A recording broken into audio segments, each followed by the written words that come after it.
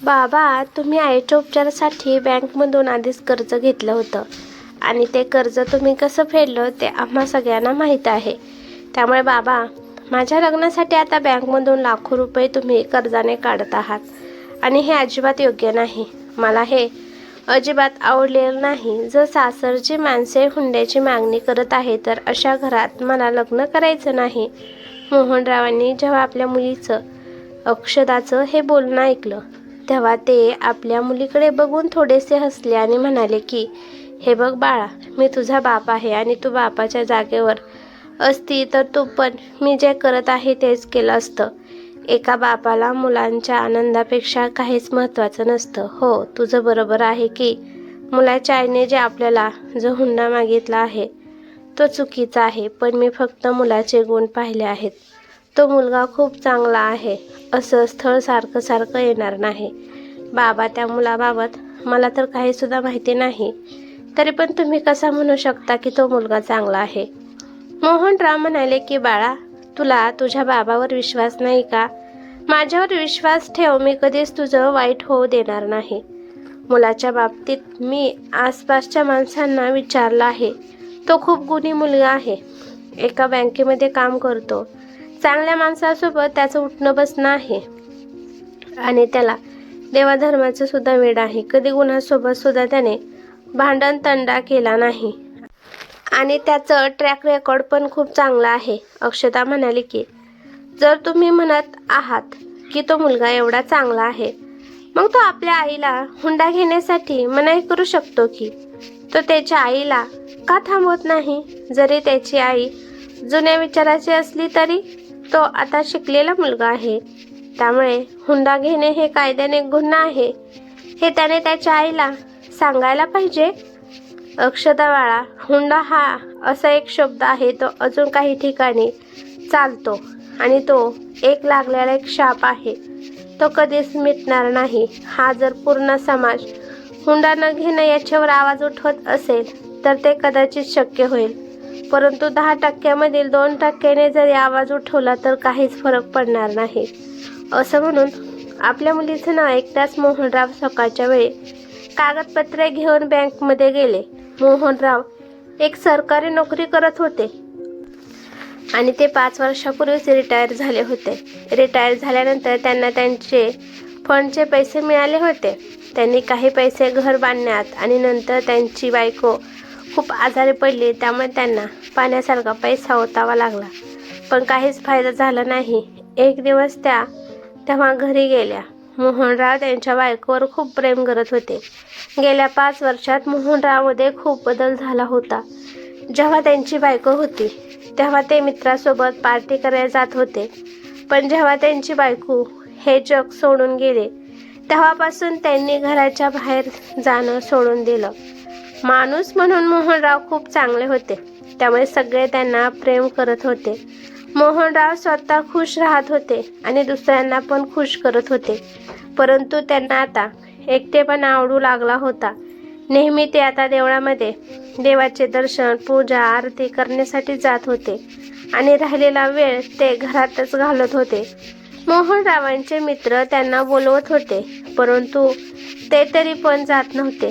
ते त्याच्या मित्रांना म्हणत होते की घरात तरुण मुलगी आहे आणि तिला पाहणारं पण घरात कोणी नाही, असं म्हणून ते घरातच राहत होते. बायकोनंतर ते मुलगी अक्षतासाठी खूप टेन्शनमध्ये होते. गेल्या 2-3 वर्षापासून मोहनराव त्यांच्या मुलीसाठी चांगले स्थळ शोधत होते, पण त्यांना त्यांच्या मनासारखं कोणतं स्थळ मिळत नव्हतं. खूप प्रयत्न केल्यानंतर त्यांना एक चांगलं स्थळ मिळालं, परंतु त्या मुलाच्या आईने हुंड्याची डिमांड केली. काही पैसे त्यांनी जमा केले होते, परंतु त्यांना अजून काही पैशाची मदत पाहिजे होती, कारण मुलाच्या आईने 10 लाखाचा हुंडा मागितला होता. मोहनरावांकडे 5 लाख रुपये होते, परंतु अजून 5 लाख रुपये ते बँकमधून लोन घेणार होते. अक्षदा या लोनमुळे अजिबात खुश नव्हती, पण मोहनरावांनी तिला कसं तरी समजावलं होतं. सकाळच्या 11 वाजेपर्यंत मोहनराव बँकेमध्ये पोहोचले. नंतर प्रयत्न केल्यानंतर त्यांना बँकेकडून 5 लाख रुपये लोन भेटले. ते पैसे त्यांनी त्यांच्या छोट्याशा बॅगमध्ये ठेवले, परंतु घरी येताना त्यांच्यासोबत अशी घटना घडली. त्यामुळे मोहनरावांचं आयुष्यच बदलून गेलं. एक मुलगा तोंडाला रुमाल लावून त्यांचा पाठलाग करत होता आणि एका ठिकाणी सगळीकडे शांतता पाहून त्याने मोहनरावाच्या हातामधली छोटीशी बॅग चोरून घेऊन गेला. मोहन रावांनी त्या चोराचा खूप पाठलाग केला, परंतु त्यांचं वय झालं होतं. थोड्याच अंतरावर जाऊन ते थकले आणि डोक्याला हात लावून खाली रडत बसले. त्यांच्या डोळ्याच्या समोर सगळं आयुष्य उजाड झाला आणि तिथेच त्यांना हार्ट अटॅक आला. आणि एका रिक्षावाल्याने जेव्हा एक म्हाताऱ्या माणसाला रस्त्याच्या कडेला बेशुद्ध झालेलं पाहिलं, तेव्हा तो माणूस मोहनरावांना घेऊन हॉस्पिटलमध्ये गेला. रिक्षावाल्याला माहीत नव्हतं की हा माणूस कोण आहे, पण मोहनरावांच्या खिशामध्ये एक छोटीशी डायरी होती आणि त्या डायरीत त्यांचा आणि अक्षदाचा आणि काही मित्रमंडळीचा नंबर होता. पण सगळ्यात पहिला नंबर अक्षदाचा होता. त्यामुळे त्या रिक्षावाल्याने त्या नंबरवर कॉल केला. अक्षदाने फोन उचलला आणि तो रिक्षावाला म्हणाला की मी साई हॉस्पिटलमधून बोलत आहे. तुमचे वडील या हॉस्पिटलमध्ये ॲडमिट आहेत. त्यांना रस्त्यावरच हार्ट अटॅक आला होता. हे ऐकून अक्षदाला खूप वाईट वाटलं. ती विचार करते की बाबाला अचानक हार्ट अटॅक कसा काय आला. सकाळी तर ते पैसे आणण्यासाठी किती आनंदात बँकमध्ये गेले होते. अक्षदाला हे माहीत नव्हतं की एका चोराने तिच्या बाबाचे पैसे चोरले आहेत.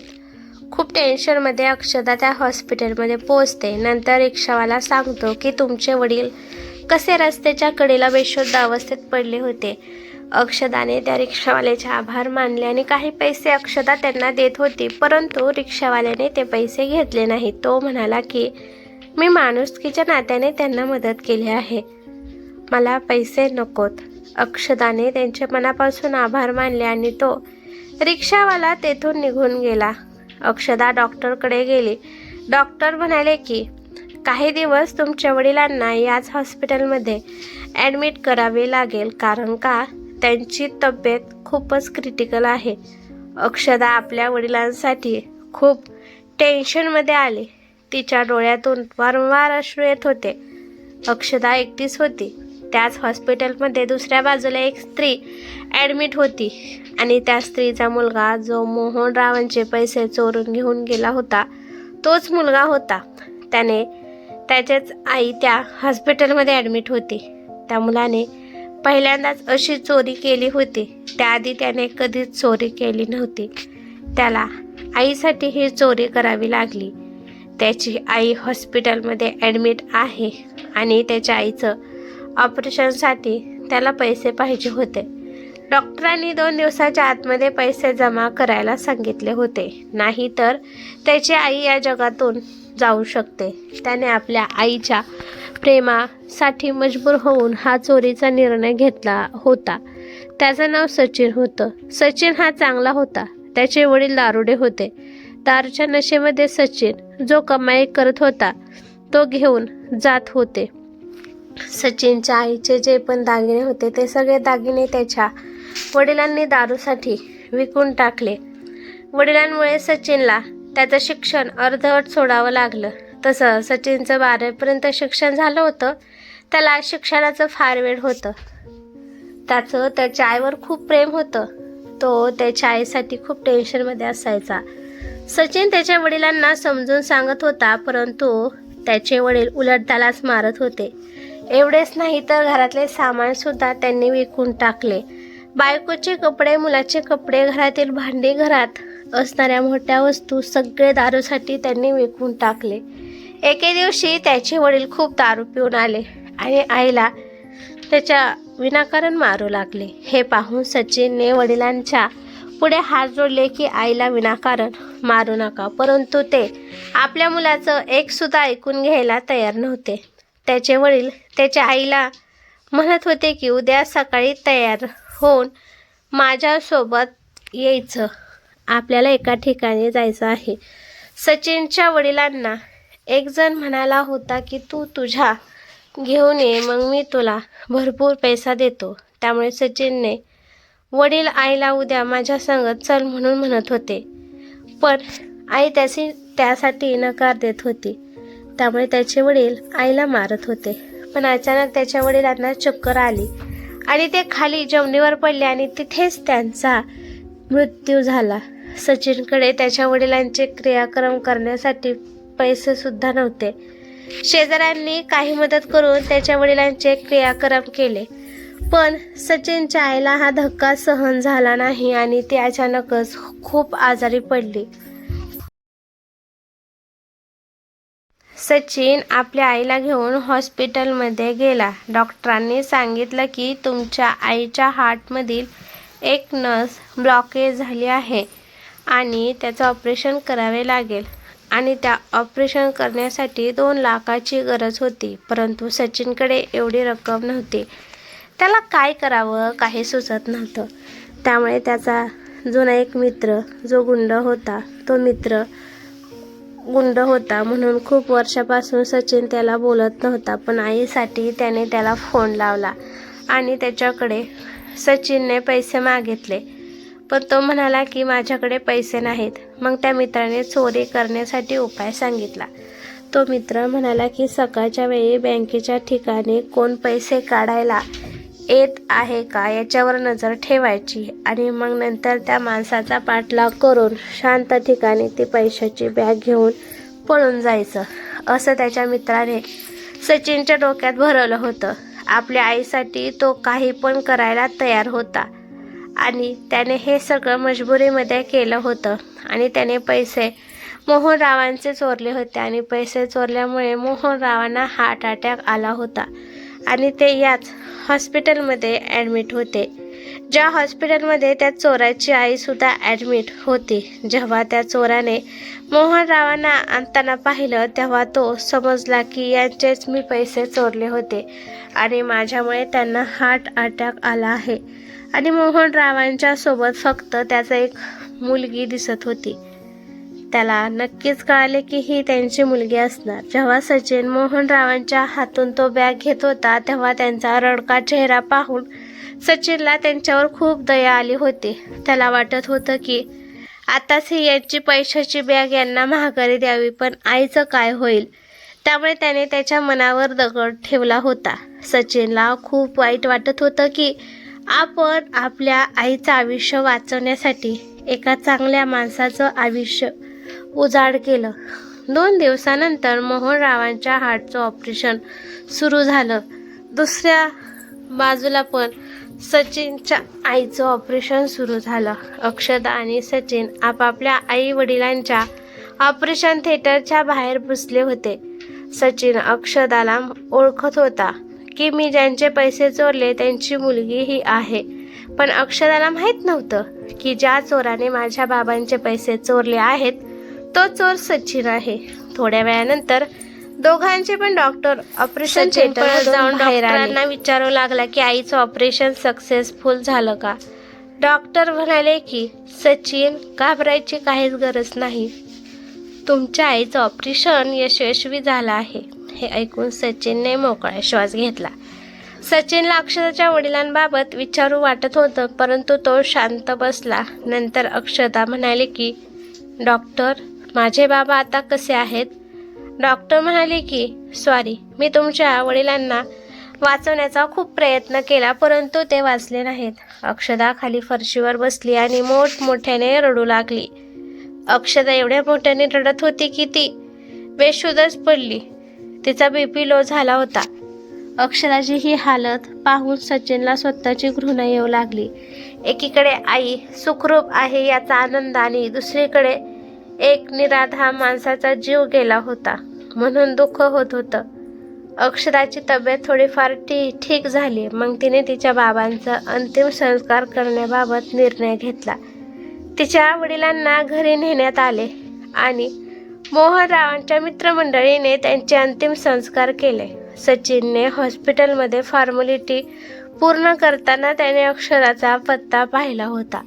त्यानंतर सचिन आईला घरी सोडून अक्षदाचा पिच्छा करू लागला. सचिन मोहनरावांच्या अंतिम संस्काराला सुद्धा आला होता. त्याला काही पण करून त्याच्याकडून जो एवढा मोठा गुन्हा झाला आहे त्याचं प्रायश्चित्त करायचं होतं. त्याला अक्षदाच्या आयुष्यात सुख लिहायचं होतं. अक्षदा आता तिच्या मावशीसोबत राहत होती. तिचं शिक्षण पूर्ण झालं होतं, त्यामुळे ती एका स्कूलमध्ये मुलांना शिकवत होती. सचिनने आता पुढचं शिक्षण सुरू केलं आणि त्याचं ग्रॅज्युएशन पूर्ण झालं. हे सगळं करण्यात सचिनचे 3 वर्ष गेले आणि तो आता चांगल्या नोकरीला सुद्धा आहे. पण या 3 वर्षात तो अक्षदावर नजर ठेवून होता. तिला कोणताच प्रकारचा कोणी त्रास देऊ नये याची काळजी तो घेत होता. एके दिवशी सचिन त्याच्या आईला म्हणाला की आई, मला एका मुलीसोबत लग्न करायचं आहे. त्याने आईला सुद्धा पैसे कुठून आणले हे खरं सांगितलं नव्हतं. सचिनला अक्षदसोबत लग्न करायचं होतं आणि लग्न करून अक्षदाला सुखात ठेवायचं होतं. सचिनला कधी कधी वाटत होतं की आत्महत्या करावी, परंतु आत्महत्या केल्यावर आई तर मरून जाईल. आईसाठी तो आत्महत्या करत नव्हता. सचिनची आई अक्षदाच्या मावशीला भेटायला गेली आणि सचिनबद्दल तिला सगळं काही सांगितलं. अक्षदाच्या मावशीची पण आर्थिक स्थिती चांगली नव्हती, त्यामुळे काहीतरी विचार करत तिच्या मावशीने होकार दिला. मुलगा आणि आई या लग्नाला हुंडा न घेता लग्न करायला तयार आहे, त्यामुळे अक्षदाला पण काहीच प्रॉब्लेम नव्हता. हुंड्याच्या नावामुळे अक्षदाला आता खूप राग येत होता. तिला नंतर माहीत झाले की तिच्या बाबाचा मृत्यू हुंड्यामुळे झाला आहे. बाबा जर हुंड्यासाठी पैसे आणायला बँकेमध्ये गेलेच नसते, तर त्या चोराने बाबाकडून पैसे चोरून घेऊन गेला नसता आणि आज तिचे बाबा या जगात जिवंत असते. त्यामुळे अक्षदा अशा माणसासोबत लग्न करणार होती जो हुंडा मागणार नाही. अशा प्रकारे सचिन आणि अक्षदाचं साध्या पद्धतीने लग्न करण्याचा निर्णय घेण्यात आला आणि लग्न झाल्यानंतर पहिल्याच दिवशी सचिनने ही शपथ घेतली की यापुढे तो अक्षदाच्या डोळ्यात एक थेंब सुद्धा पाणी येऊ देणार नाही. त्याने जे पाप केले होते त्याचे पाप फेडण्यासाठी आता तो कोणत्या पण थराला जाऊ शकत होता. तो अक्षदाला कोणताच त्रास देत नव्हता. तो नेहमी तिच्या आनंदाला आनंदी ठेवत होता आणि अक्षदा आनंदी असली की मग सचिनला छान वाटत होतं.